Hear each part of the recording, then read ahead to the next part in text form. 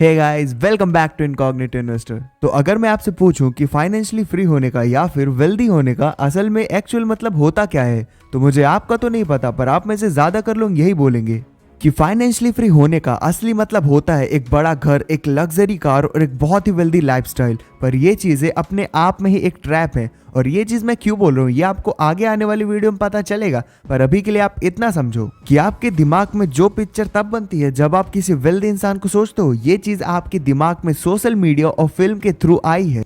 और असलियत में ये लाइफ सिर्फ और सिर्फ 0.1% लोग ही जीते हैं। और अगर आपको भी ऐसी ही लाइफ जीनी है तो आपको ना सिर्फ बहुत ही ज्यादा मेहनत करनी पड़ेगी बल्कि बहुत ही ज्यादा लकी भी होना पड़ेगा। पर अगर आप ऐसी लाइफ जीना चाहते हो जिसमें बहुत ज्यादा मेहनत तो नहीं है पर वो एक लेविश लाइफ है, तो इसके लिए आपको सबसे पहले अपने अमीर बनने की डेफिनेशन को चेंज करना होगा। तो इसीलिए आज की इस वीडियो में हम देखेंगे the millionaire next door book की बुक समरी, और इस वीडियो को देखने के बाद आई गारंटी कि आपको पैसों को लेके पूरा का पूरा परसेप्शन चेंज हो जाएगा। So let's get started.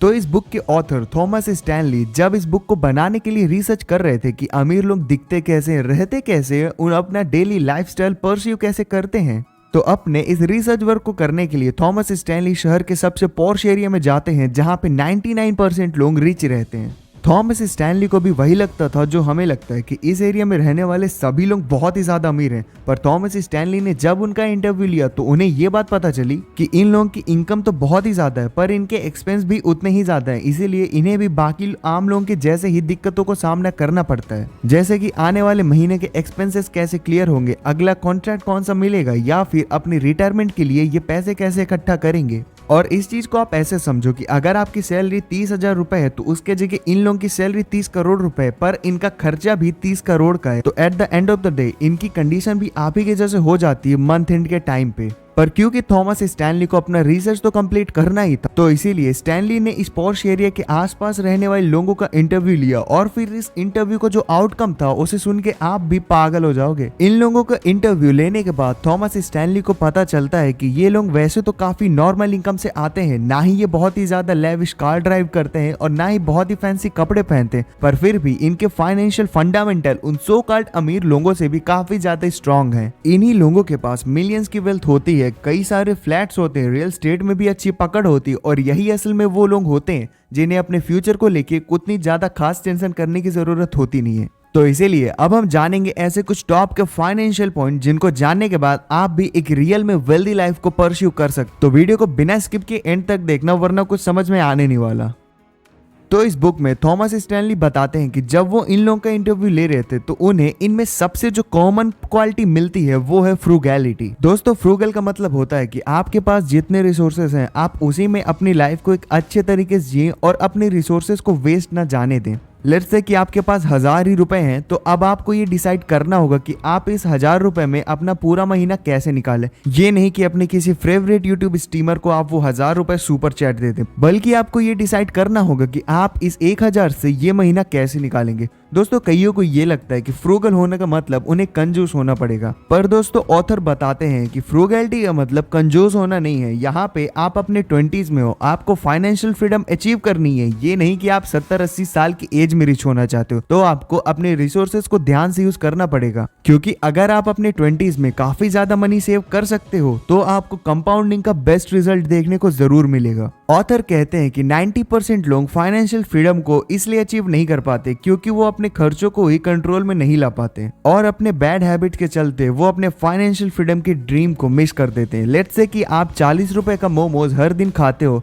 मतलब आप महीने का उसके ऊपर 1200 रुपए वेस्ट कर रहे हो। और ये बात सिर्फ और सिर्फ उस 1200 रुपए की नहीं है। अगर आप अभी अपने 20s में जी रहे हो तो आपको दो चीज पे सबसे ज्यादा ध्यान देने की जरूरत है, पहली अपनी फाइनेंशियल वेल्थ और दूसरी अपनी फिजिकल वेल्थ। आप ये सोचो कि अगर आप रोज 40 के मोमोज खा रहे हो तो आज से 10 और 15 साल बाद आप अपनी फिजिकल हेल्थ को कितना ज्यादा डैमेज कर दोगे, और बाद में आप पैसे दे करके भी उस हेल्थ को रिकवर नहीं कर पाओगे। सो अभी से ही आपको ध्यान देना पड़ेगा। तो अमीर लोगों का सबसे पहला सीक्रेट तो यही होता है कि वो अपने पैसों को बहुत ही ज्यादा अच्छे तरीके से मैनेज करके रहते हैं कि वो कितना कमा रहे हैं, कितना वेस्ट कर रहे हैं। सेकेंड थिंग ऑथर बताते हैं कि आप जब से ही अपनी पहली पेमेंट रिसीव करो, ना सिर्फ जॉब से बल्कि किसी भी तरीके से, तो आपको एक अच्छा सेविंग रेट मेंटेन करके चलना होगा। सेविंग रेट का मतलब होता है कि आप अपने हर सैलरी से कितना रुपए बचाते हो। फॉर एग्जाम्पल, अगर आपकी सैलरी 10,000 रुपए है, तो अगर आप उससे 2,000 रुपए बचाते हो तो मतलब आप अपनी सैलरी का 20% सेव कर रहे हो, तो आपका सेविंग रेट होता है 20%। एंड ऑथर कहते हैं कि अपने 20s में आपको ये चीज पे ध्यान देना है कि आप अपना सेविंग रेट कैसे ज्यादा से ज्यादा बढ़ा सकते हो,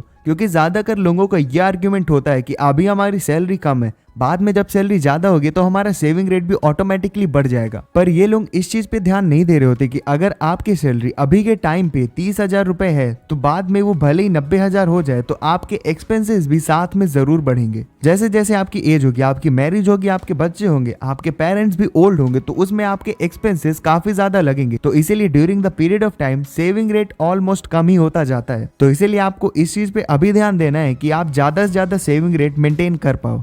तीसरी चीज जो ऑथर कहते हैं वो है the true cost of consumption. मतलब आपको ये नहीं देखना है कि उस चीज की एमआरपी क्या है, बल्कि आपको उसकी एक्चुअल प्राइस पता लगानी है। और ये चीज कैसे करना है, ये चीज आपको आगे आने वाली वीडियो में पता चल ही जाएगा। ऑथर कहते हैं कि कई बार ऐसा होता है कि जिस चीज का प्राइस दिखने में जितना कम लग रहा होता है, असलियत में उसका प्राइस कहीं ज्यादा होता है। फॉर एग्जाम्पल, अगर आप किसी OTT प्लेटफॉर्म का सब्सक्रिप्शन लेते हो, लेट्स से कि आपने नेटफ्लिक्स का सब्सक्रिप्शन लिया, पर आपके पास उतना टाइम नहीं है कि आप उसमें कई सारी सीरीज देख पाओ, पर क्योंकि अब आपने उसका सब्सक्रिप्शन ले लिया, तो आपको अंदर से गिल्ट लगेगा कि यार मैं पैसे वेस्ट कर रहा हूँ, मैं उसे अच्छे से यूटिलाइज कर नहीं पा रहा हूँ। तो अब इसीलिए आप जबरदस्ती उसमें कोई ना कोई सीरीज देखोगे कि आप उसे देख पाओ। तो और इस चीज में आपका वो टाइम जाएगा जिस टाइम को आप यूज कर सकते थे किसी और चीज में।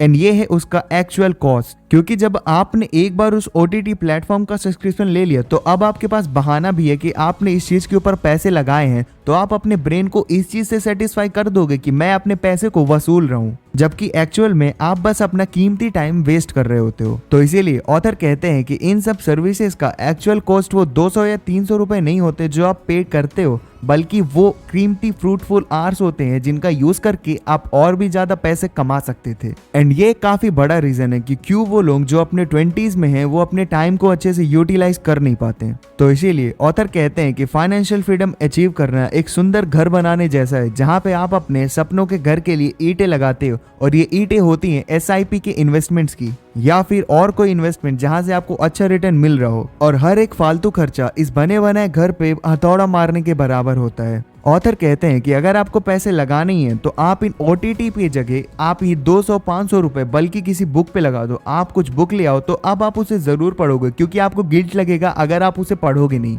एंड इन कुछ मेजर का यूज करके आप अपने हैबिट्स को भी सुधार सकते हो। अगला लेसन जो ऑथर देते हैं वो है opportunity cost of money. Author कहते हैं कि अमीर लोग अपने डिसीजन को अपॉर्चुनिटी कॉस्ट के अकॉर्डिंग लेते हैं। फॉर एग्जांपल, लेट्स से आपके पास एक फोन है, पर वो फोन अब 1 साल पुराना हो चुका है, एंड आपके कई दोस्तों ने रिसेंटली काफी तगड़े तगड़े फोन लिए हैं, एंड आप भी चाहते हो कि आप एक नया फोन ले लो, पर आपका जो फोन है वो अभी भी काफी अच्छी कंडीशन में है। पर फिर भी अगर आप अपने इमोशंस को काबू नहीं कर पाते हो और आप डिसाइड करते हो कि आप एक आईफोन लेते हो, तो फॉर एग्जाम्पल लेट्स से जो आईफोन आप लेने वाले हो वो 1 लाख का है, तो अब यहाँ पे एक अपॉर्चुनिटी कॉस्ट होगी। मतलब आप इस या तो 1 लाख के आईफोन को ले लो, या फिर आप ये 1 लाख रुपए इन्वेस्ट कर दो, क्योंकि अभी भी आपका एग्जिस्टिंग फोन काफी अच्छे कंडीशन पे चल रहा है। तो अगर आप डिसाइड करते हो कि आप ये आईफोन लोगे, तो आपका मनी तो यहीं पे खत्म हो जाता है। पर अगर आप ये डिसाइड करते हो कि आप इस पैसे को इन्वेस्ट कर दोगे rather than buying an iPhone, तो आपका पैसा अगर 15% के रेट से भी ग्रो होता है, तो भी 10 साल के बाद आपके पास 3 लाख रुपए होंगे, और 20 साल बाद ये 1 लाख रुपए बढ़कर के 16 लाख रुपए के बराबर हो जाएंगे। तो इसीलिए ऑथर कहते हैं कि आपको कभी भी किसी भी चीज को बाय करते टाइम सबसे पहले अपॉर्चुनिटी कॉस्ट को ही चेक करना है। और अगर आपकी कंप्लेन ये है कि आपको अपने इमोशंस के ऊपर काबू ही नहीं रहता, तो here is a trick for you. तो ट्रिक ये है कि अगर आपको कोई भी चीज लेनी है, लेट्स से कि आपको एक आईफोन लेना है जिसकी कॉस्ट है अराउंड 1 लाख रुपीज, तो अब उस आईफोन को लेने से पहले आप अपने आप को एटलीस्ट 1 महीने का टाइम दो। मतलब ये डिसाइड करो कि अब आप उस आईफोन को 30 दिन के बाद लेंगे, और इन 30 दिनों में आप ये चीज एनालाइज करो कि क्या आपको एक्चुअल में उस आईफोन की जरूरत भी है। एंड अगर आप ये प्रोसेस करते हो, तो 98% चांसेस हैं कि आपका डिसीजन जरूर चेंज हो जाएगा।